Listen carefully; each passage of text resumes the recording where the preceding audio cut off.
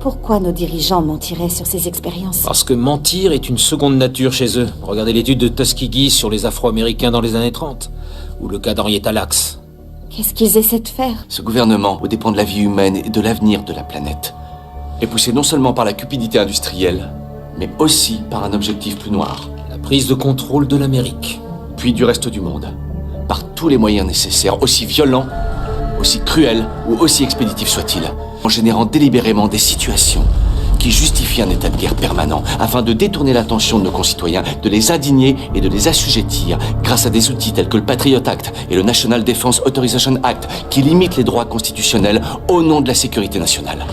Par la militarisation des forces de l'ordre dans les grandes villes des États-Unis, la construction de camps de prisonniers par l'Agence fédérale des situations d'urgence sans objectif justifié, la mainmise sur l'agriculture et l'industrie alimentaire, pharmaceutique, sur les services de santé par les industriels, dans le but d'engraisser, d'endormir et de rendre malade une population déjà rongée par le consumérisme. And I encourage you all to go shopping more. Un gouvernement qui met vos téléphones sur écoute, collecte vos données personnelles et surveille vos allées et venues en toute impunité. Un gouvernement prêt à utiliser ces données contre vous le moment venu. Et là, la prise de contrôle peut commencer. La prise de contrôle de l'Amérique. Par des élites de différentes nationalités, un groupe bien huilé et bien armé qui sélectionnera, tuera et soumettra le peuple. Et ça se passe en ce moment même. Ça se passe tout autour de nous. C'est le calme avant la tempête.